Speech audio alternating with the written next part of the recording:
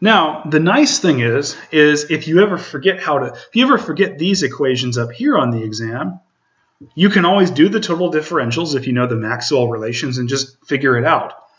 But the nice thing is if you need the heats right here, you just do the heat that you knew from your first law of thermodynamics equations.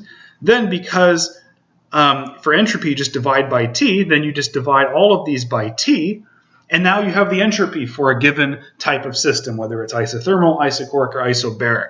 So let's practice that very quickly for the system, assuming it's reversible, for different situations, okay? All right, so and we'll do that part in another video.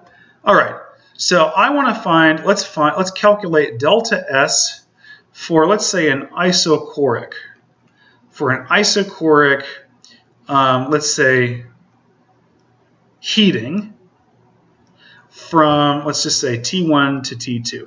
Isochoric heating from T1 to T2. We're going to assume it's reversible, okay? So I want to calculate delta S for the system, all right? So the definition is integral of dq reversible over T. So for a reversible, what I need to do is figure out what dq is, and it's dq for an isochoric system. Well, I know that for that, it's going to be dq is going to be N. It's going to be Cv for isochoric dt over T, right? And you're going to integrate that from T1 to T2. In some definitions, they do leave off this N for number of moles, but you can look at the units of Cv to determine whether or not you need that. But in any case, this integral for delta S of the system for isochoric, Cv dt over T, let's look. For isochoric, whenever we cancel this, we got Cv over T times dt. Okay, that's exactly what we got before, and I can even throw this N in right there. Okay, let's do another example. Let's suppose now I want to find this for an isobaric system. Let's say I want to find for an isobaric system. All right, well, I'm going to use my definition. Delta S of the system for an isobaric is equal to integral of dq reversible over T. So what is dq reversible for an isobaric system? Well, it's going to be N. For isobaric, it's Cp dt, and then I divide everything by T. And I'm going to integrate that from T1 to T2 because we're heating it from T1 to T2. And if I go back up to this right here, this was my isobaric. Notice delta P is 0, so that canceled.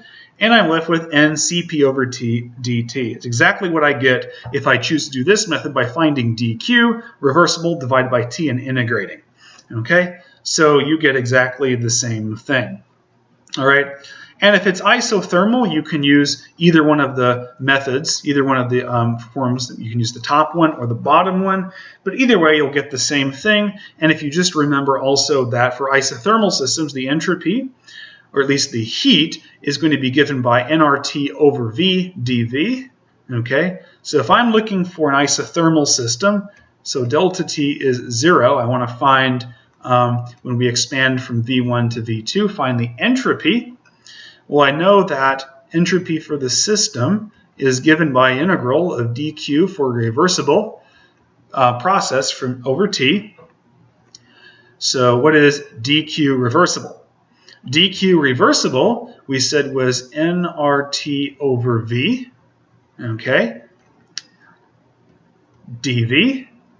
And then I have to divide everything by T because that's the definition of entropy. Notice here, the temperatures cancel, and so my delta S is going to be equal to, for an isothermal process, nR over V dV, and I'm going to integrate that from V1 to V2, and that's going to be nR times the natural log of V2 over V1, and that is my entropy for an isothermal process. Okay, so those are the main things we're doing with entropy.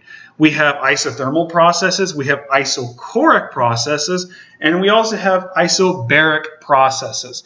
Okay, and you can use either one of these methods to figure out what the entropy for the system is, but the key with the system, because of the definition, is you always calculate for the system reversibly.